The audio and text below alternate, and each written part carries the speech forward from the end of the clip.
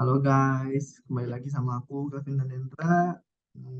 Pada video kali ini kita akan belajar fixed asset. Nah, pada kasus kali ini tentang PT Gemesin. Nah, pada tanggal 1 Agustus 2015, perusahaan PT Gemesin membeli peralatan senilai 250 juta. Peralatan tersebut diperkirakan memiliki masa manfaat 4 tahun atau 18.000 jam operasi dengan nilai residu 9 juta. Peralatan tersebut digunakan selama 6.000 jam pada tahun 2016, 5.000 jam pada tahun 2017, 4.000 jam pada tahun 2018, dan 3.000 jam pada tahun 2019. Nah, kita menggunakan 3 metode, yaitu metode garis lurus, metode unit produksi, metode penyusutan saldo menurun ganda dengan jurnalnya. Nah, di sini kita ketahui nilai awalnya adalah 250 juta. Nilai residu yaitu 9 juta. Masa manfaat 4 tahun, masa manfaat per jam 18.000 jam. Nah, pada tahun 2016, 6.000 jam, 2017, 5.000 jam, 2018, 4.000 jam, 2019, 3.000 jam. Nah, yang pertama yaitu metode garis lurus. Pada tahun 2016, kenapa depreciable cost-nya itu 241 juta? Nah, depreciable cost itu dapat dari nilai awal dikurangi nilai residu, yaitu 250 juta dikurangi 9 juta dapatnya 241 juta rupiah. Rate-nya 100% dibagi 4 karena kita menggunakan selama 4 tahun. Jadi dapatnya 25%. Annual depreciation expense dapat dari depreciable cost dibagi 4 tahun. 241 juta dikali 25% dapatnya 60.250.000. Accumulated depreciation.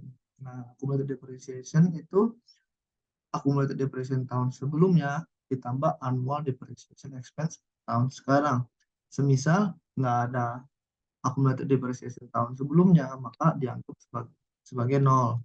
Ditambah annual depreciation tahun sekarang, yaitu dapatlah hasilnya 60.250.000. Nah, cara menghitung book value adalah 250 juta. Book value itu nilai awal dikurang annual depreciation expense, yaitu 250 juta dikurangi 60 juta 250.000.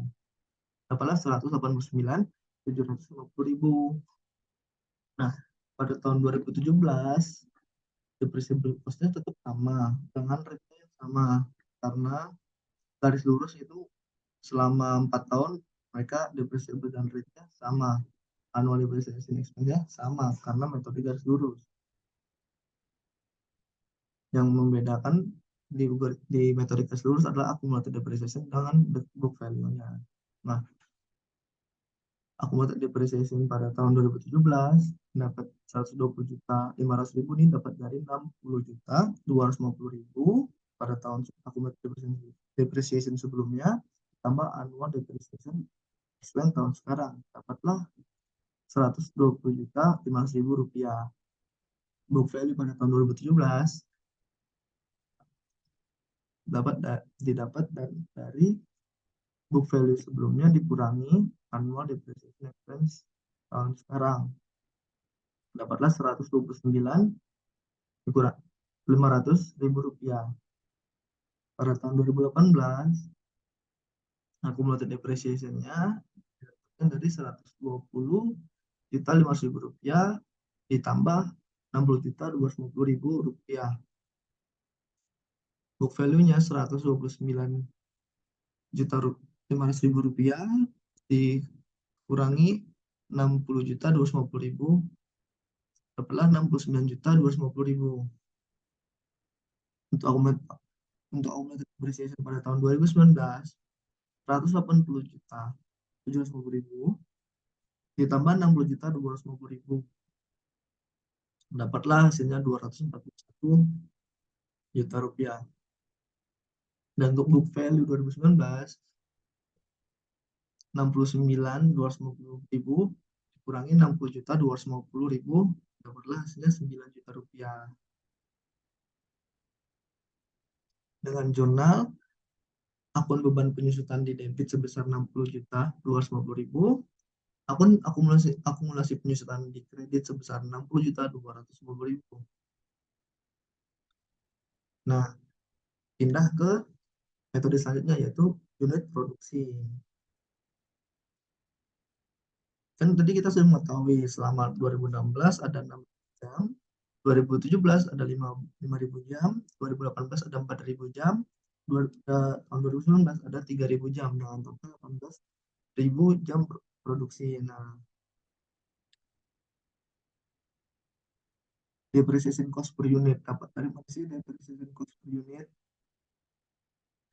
dapatkan dari depreciable cost dibagi total unit, total jam produksi, itu 18.000 jam. Jadi depreciable cost-nya 241 juta dibagi 18.000. Dapatlah hasilnya 13.389 rupiah.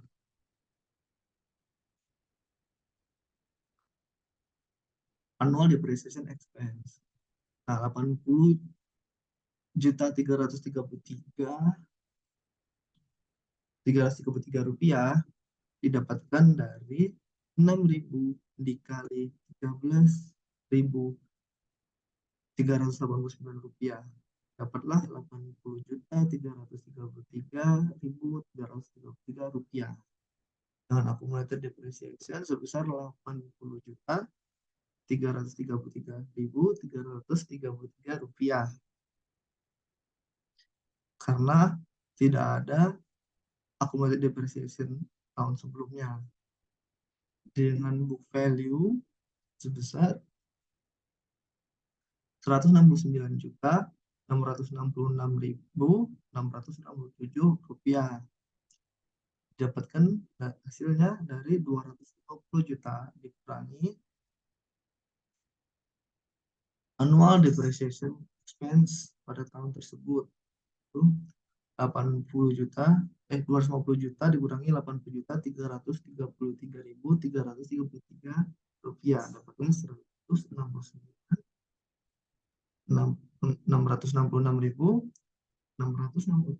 rupiah. Nah, pada tahun berikutnya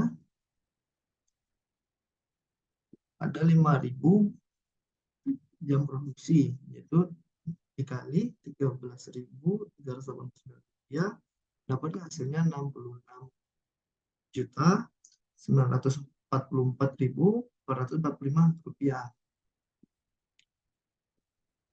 Dengan akumulator depreciation 80.330.333 rupiah ditambah 66.944.445 rupiah, dapatlah hasilnya 147.277.778 rupiah,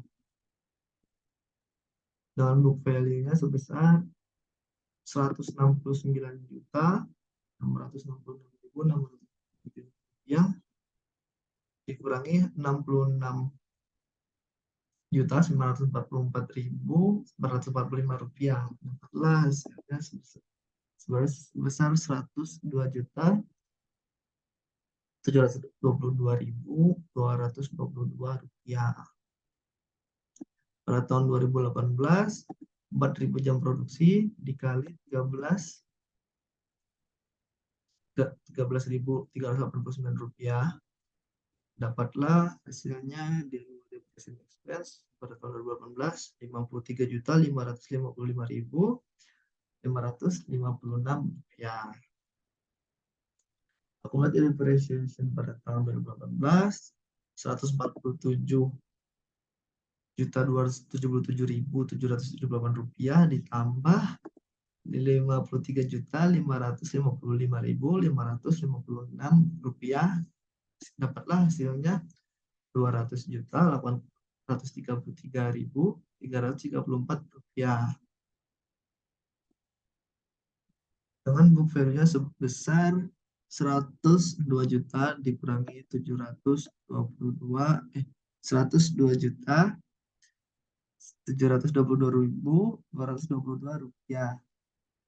dikurangi 53.555.556 dapatlah hasilnya 49.166.667 rupiah.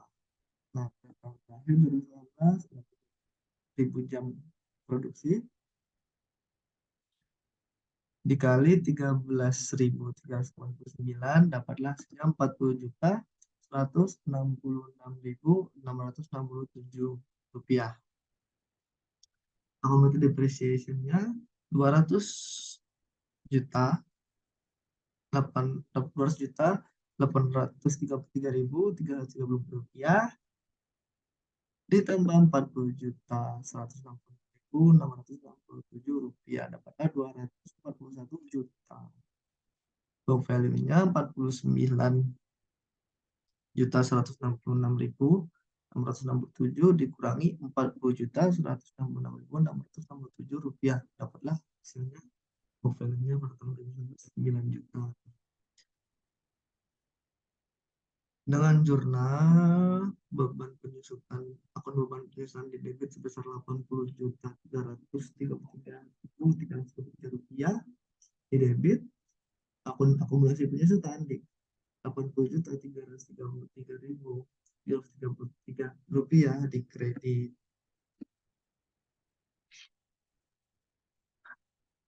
Nah, metode ketiga yaitu penyusutan saldo menurun ganda.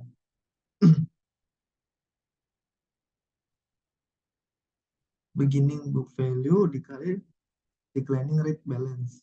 Nah, beginning book value-nya tuh nilai awal, yaitu 250 juta. Declining rate balance didapatkan dari rate dari metode garis lurus dikali 2, yaitu kan di metode garis lurus kan 25% per tahunnya.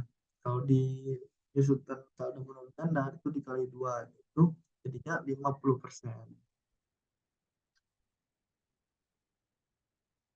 Annual depreciation expense 250 juta dikali 50% dapatlah 125 juta.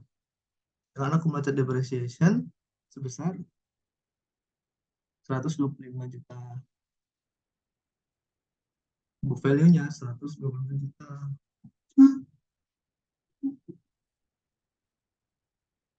Pada tahun 2017 125 juta di book value ini pindah ke beginning book value pada tahun itu dikali 50% dapatlah 62.500.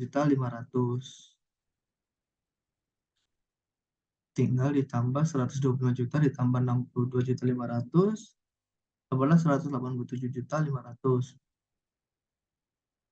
dengan book value-nya 62.500. Pada tahun 2018 62.500 dikali 50% dapatlah 31.250. 187.500 ditambah 31.250 dapatlah accumulated depreciation pada tahun 2018 dengan book value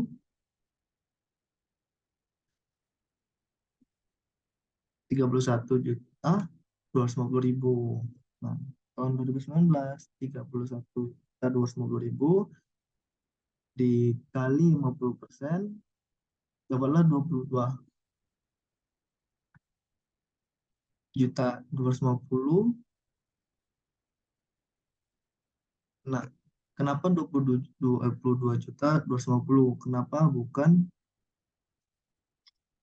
15.625.000? Nah, karena ini tahun terakhir, tuh gimana sih caranya supaya book value-nya tuh sisanya nilai residu yaitu 9 juta. Jadi, kalian harus menambahkan Kan kalau 31.250.000 kali 50% kan hasilnya 15.625.000. Semisalnya kalian menggunakan 15.625.000, maka book value-nya, nilai akhirnya di tahun 2019, hasilnya adalah 15.625.000. Nah, kan yang ditanyakan, yang kita ketahui kan nilai residunya 9 juta. Gimana supaya hasilnya 9 juta? Kalian tambahin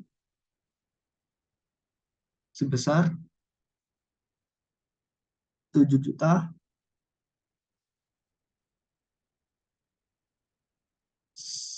7 juta 600, oh bukan, salah, sebesar 6.750.000, dapatlah 22.250 dengan accumulated depreciation sebesar 218.750.000 ditambah 22.250.000, dapatlah 241 juta rupiah dengan nilai book value tahun terakhir 2019 itu nilai residunya 9 juta ya. Dengan jurnal penyusutan, dengan jurnal akun beban penyusutan di debit sebesar 125 juta, akun akumulasi penyusutan di kredit sebesar 125 juta ya. Tibalah di akhir. Yang di sini aku akan jelasin siklus akuntansi.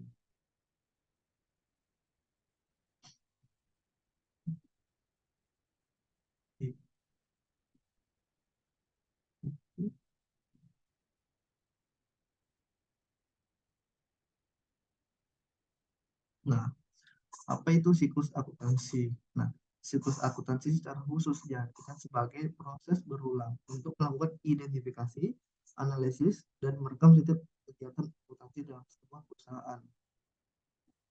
Siklus dalam kegiatan akuntansi ini terjadi dalam kurun waktu 1 tahun biasanya. Dalam kurun waktu tersebut, semua prinsip, kaidah, metode, hingga teknik-teknik dalam akuntansi digunakan untuk mencatat segala kegiatan akuntansi perusahaan. Umumnya, siklus ini dimulai pada awal tahun dengan pembukaan pembukuan dan ditutup dengan jurnal penutup.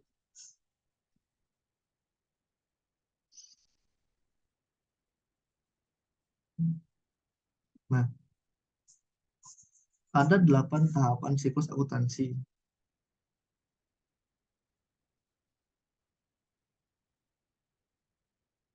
Yang pertama yaitu identifikasi transaksi, yang kedua yaitu analisis transaksi, yang ketiga pencatatan transaksi dalam jurnal, yang keempat ada posting buku besar, yang kelima menyusun neraca saldo dan jurnal penyesuaian, yang keenam penyusunan neraca saldo penyesuaian dan laporan keuangan, dan ketujuh menyusun jurnal penutup, 8 menyusun neraca saldo dan jurnal pembalik.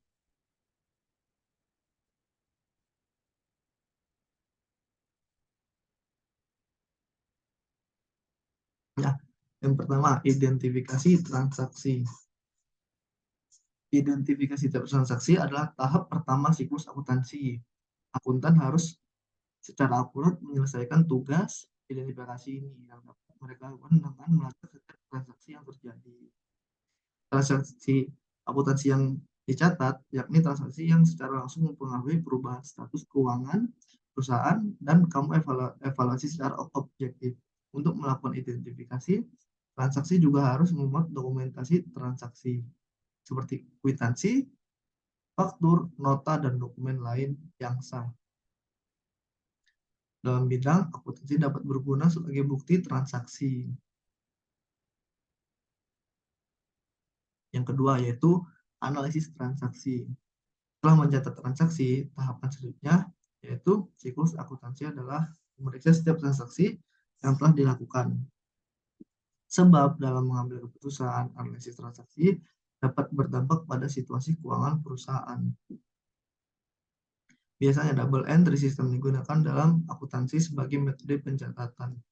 Oleh karena itu, transaksi akuntansi mempengaruhi debit dan kredit keuangan dengan cara yang sama, secara sistematis menggunakan persamaan seperti aktiva atau aset, kemudian kewajiban dan ekuitas. Aset sama dengan kewajiban plus ekuitas. Yang ketiga, pencatatan transaksi dalam jurnal. Pencatatan transaksi dalam jurnal adalah mencatat setiap transaksi dalam keuangan. Jurnal adalah catatan kronologis transaksi selama periode waktu tertentu yang berguna dalam akuntansi. Sedangkan penjurnalan adalah tindakan memasukkan informasi tersebut. Setiap transaksi terbagi menjadi dua kategori dalam proses penjurnalan, yakni debit dan kredit. Kamu dapat menuliskan pencatatan ini dalam jurnal umum tanpa menghilangkan transaksi apapun. Pencatatan harus kamu lakukan secara sistematis dan hati-hati, sehingga kamu akan menerima jumlah debit dan kredit yang sama pada masa akhir. Nah, posting buku besar. Posting buku besar adalah memindahkan semua transaksi dari jurnal ke buku besar setelah kamu catat. Buku besar sering dapat dianggap sebagai sekelompok rekening pembukuan yang merinci aset tertentu yang dilaporkan bawah satu periode. Tidak diragukan lagi bahwa terdapat berbagai daftar rekening buku besar dalam sebuah perusahaan. Pada tahapan siklus akuntansi ini, nomor-nomor kode tertentu diberikan untuk setiap rekening yang ada di buku besar. Tujuannya untuk memudahkan proses identifikasi dalam jurnal. Selain itu, jika transaksi akuntan catat dalam buku besar, akan lebih mudah untuk memeriksanya kembali atau melihat referensi terkait yang terkait. Nah, menyusun neraca saldo dan jurnal penyesuaian. Menyusun neraca saldo dan jurnal penyesuaian adalah langkah-langkah berikutnya dalam tahapan proses akuntansi yang harus seorang akuntan selesaikan. Setiap saldo akun dalam buku besar untuk periode waktu tertentu tercantum dalam neraca saldo. Saldo buku besar bersatu dan harus dalam keadaan yang sama saat membuat neraca saldo. Selain itu, kamu harus membuat pencatatan dalam jurnal penyesuaian jika ternyata beberapa transaksi tercatat atau jika menemukan kesalahan dalam neraca saldo. Jurnal penyesuaian ini bersifat berkala dengan menggunakan metode yang sama seperti jurnal biasa. Hasilnya, laporan keuangan menjadi aktual setelah dimasukkan ke dalam jurnal penyesuaian. Yang keenam, penyusunan neraca saldo penyesuaian dan laporan keuangan. Pembuatan laporan penyesuaian dan laporan keuangan adalah fase berikutnya dalam siklus akuntansi. Buku neraca saldo yang telah dibuat sebelumnya dengan memperhatikan jurnal penyesuaian menjadi dasar penyusunan neraca penyesuaian. Tergantung pada posisinya, saldo terbagi menjadi aktiva dan pasif. Kemudian, kamu susun sehingga kedua saldo jumlahnya sama. Jumlah keseluruhan dalam aktiva dan pasiva harus diperhitungkan saat menyusun neraca saldo penyesuaian ini. Jika tidak, akan terjadi kesalahan perhitungan sehingga laporan keuangan tidak dapat kamu buat. Setelah aktiva dan pasiva dalam buku neraca saldo yang sama, maka laporan keuangan itu bisa mulai dibuat. Banyak laporan, termasuk laporan laba rugi, laporan perubahan modal, laporan arus kas, dan neraca yang menghitung likuiditas, solvabilitas, dan fleksibilitas. Disiapkan sebagai bagian dari laporan keuangan. Setelah itu, kemudian kamu lanjut ke tahap terakhir, yaitu penyusun jurnal penutup. Seorang akuntan harus menyiapkan jurnal penutup sebagai langkah terakhir pada tahapan siklus akuntansi ini. Pada akhir periode akuntansi, jurnal penutup ini dibuat dengan menutup rekening nominal atau rekening laba rugi. Kamu dapat menutup kedua akun dengan menyetel nilai setiap rekening ke nol.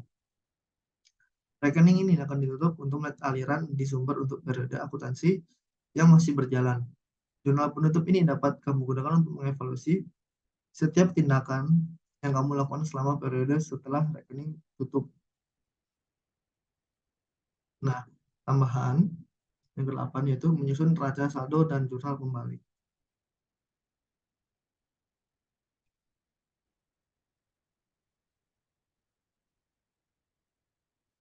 Setelah jurnal penutup, kamu menyusun neraca saldo. Isi neraca saldo kali ini adalah daftar saldo per rekening buku besar yang setelah jurnal penutup. Singkatnya, neraca saldo hanya menunjukkan saldo untuk rekening yang permanen saja. Tujuannya adalah penyusunan. Ini adalah untuk mendapatkan hasil yang meyakinkan tentang keseimbangan saldo. Dan jurnal pembalik sama halnya seperti penyusunan neraca saldo setelah penutupan. Jurnal pembalik dibuat untuk memudahkan pencatatan transaksi tertentu yang akan terjadi berulang kali pada periode berikutnya. Jurnal pembalik ini sering dilakukan pada awal periode berikutnya. Selain itu, jurnal penyesuaian dapat kamu gunakan sebagai acuan dan dalam pembuatan jurnal ini, yang mana setiap transaksi dalam jurnal penyesuaian akan kamu balik. Lalu, dalam jurnal pembalik, transaksi yang awalnya kredit dan tercatat dalam jurnal penyesuaian akan berubah menjadi debit. Nah, sekian dari aku. Terima kasih udah lihat video ini. Eh, Mohon maaf kalau ada salah kata. Terima kasih semuanya.